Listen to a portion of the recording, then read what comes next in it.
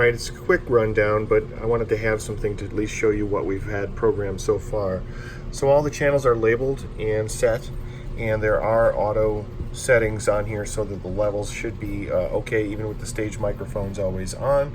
They are in an auto mix state. The easiest way to find the mix channels that you want when you're at the mixer is to go to the custom fader bank. So if you'll look, there's a fader bank settings here. There's inputs, there's groups, there's outputs. You're going to want to go to the bottom one, which is called custom, and that'll lay things out just like this.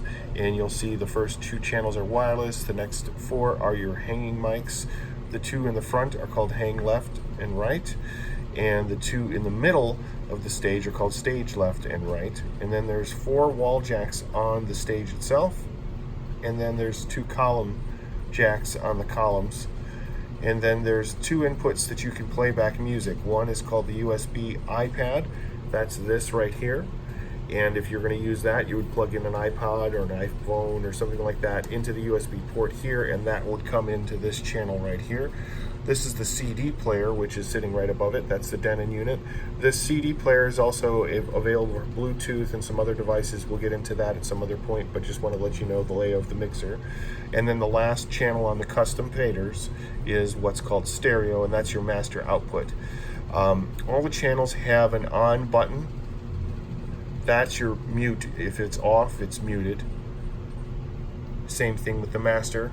That would mute the whole system. And these are your level controls, so you can use them just like you would on an iPad. It's a touch screen. As you can see, it's like a gesture type touch screen, so I can sweep through the pages. Should be fairly easy to figure that out. If you do get lost, let's say you were further down and you didn't know where you were, if you hit the home button, which is actually a button in the middle of the screen, that will take you back to the fader pages. So let's say if you go into meters or something like that, if you hit this, it'll take you back to the faders. It's just one way to get you in and out of there. There are some favorites. Those are the buttons that's on the star. This we'll get to at some other date, but that's what that button is for. We can get into that at training. And then this is your channel copying and pasting and etc.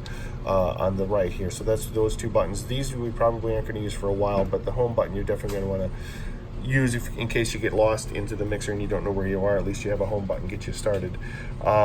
We have 3 preset, they will be labeled later, but these 3 buttons that are A, B, and C are always lit, and these are a direct recall of the presets that we've recalled right now into one state, which is scene 1, scene 2, and 3. So it's actually A00, A01, and A02 is the numbers you'll see on the top left of the screen.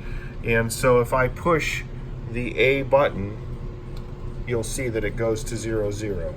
If I push the B button, it goes to 01. If I push the C button, it goes to 02. So this way, if you walk in and you know the setting is going to be one you're going to have for scene 1, you can just hit the A button. It'll bring it into that state every time. You don't have to worry about going into any menus or anything. You could just have this go on and everything's in an auto state.